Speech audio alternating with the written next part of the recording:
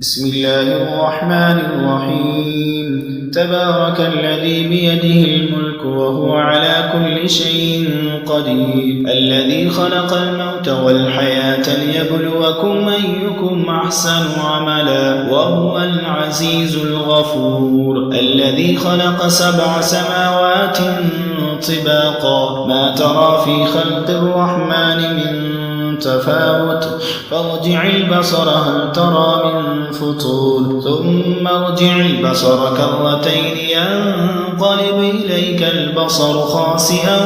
وهو حسير ولقد زينا السماء الدنيا بمصابيح وجعلناها رجوما للشياطين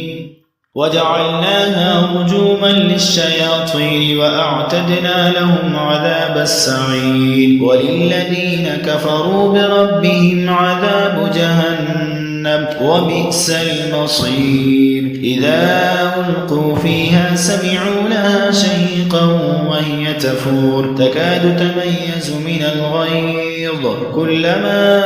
ألقي فيها فوج سألهم خزنتها ألم يأتكم نذير قالوا بلى قد جاءنا نذير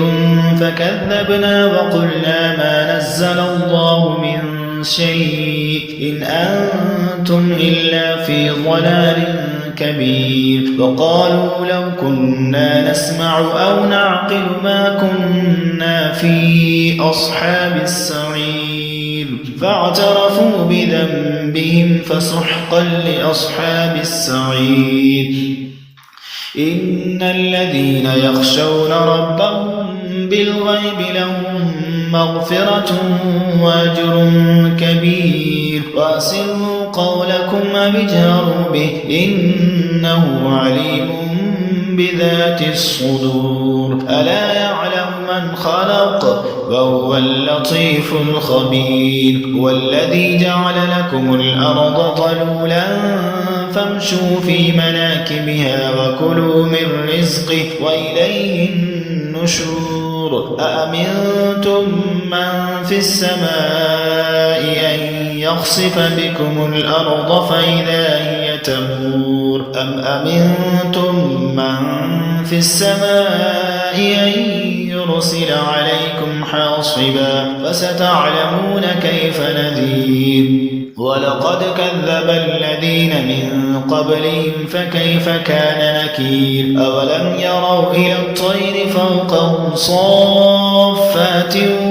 ويقبضن ما يمسكهن إلا الرحمن إنه بكل شيء بصير أمن هذا الذي هو جند لكم ينصركم من دون الرحمن إن الكافرون إلا في غرور أمن هذا الذي يرزقكم إن أمسك رزقه بل لجوا في عتب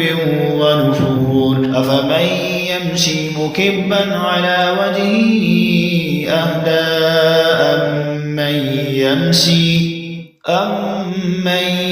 يمشي سويا على صراط مستقيم قل هو الذي أنشأكم وجعل لكم السمع والأبصار والأفئدة قليلا ما تشكرون قل هو الذي ذرأكم في الأرض وإليه تحشرون ويقولون متى هذا الوعد إن كنتم صادقين قل إنما العلم عند الله وإنما أنا نذير مبين فلما رأوه زلفة سيئت وجوه الذين كفروا وقيل هذا الذي كنتم به تدعون قل أرأيتم إن أهلكني الله ومن معي أو رحمنا فمن يجير الكافرين من عذاب أليم قل هو الرحمن آمنا به وعليه توكلنا فستعلمون من هو في ضلال مبين قل أرأيتم إن أصبح ماؤكم فمن يأتيكم بماء